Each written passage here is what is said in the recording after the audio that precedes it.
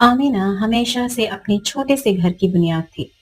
जवानी में ही बेवा हो गई थी, लेकिन अपनी बेटी हफ्सा को ईमान और कुर्बानी के साथ पाला था।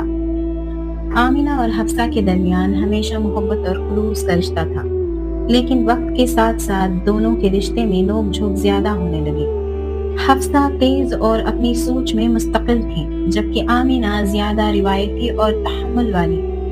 अक्सर दोनों के दरमियान लफ्जों का तूफान आता, फिर घर में खामोशी छा जाती। एक शाम हफ्सा यूनिवर्सिटी से देर से घर आई, थकी हुई और स्कॉलरशिप ना मिलने पर मायूस। आमिना खाना रखकर हफ्सा का इंतजार कर रही थी और जैसे ही हफ्सा आई, आमिना ने गुस्से में उसे बहुत डांटा।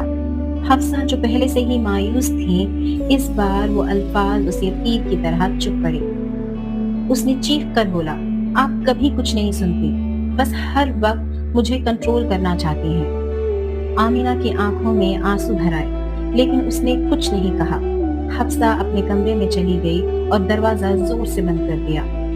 हफ्सा रोते रोते सो गई और जब उसे नींद में प्यास लगने लगी तो वो उठी और धीरे से किचन की तरफ बढ़ रही थी। तभी उसने हल्की सी एक आवाज सुनी। उसकी माँ आमिना जानेमाज में बैठकर अल्लाह से दुआ कर रही थी।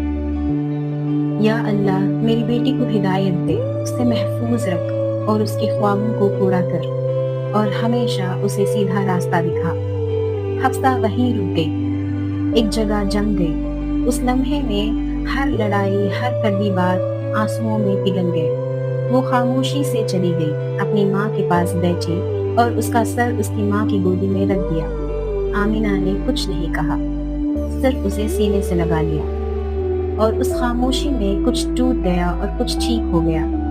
अल्लाह ने माँ के दिल को बनाया ही इस तरह है, चाहे वो जितना भी गुस्से में रहे, लेकिन वो अपनी औलाद के लिए हमेशा दुआएं ही करते हैं।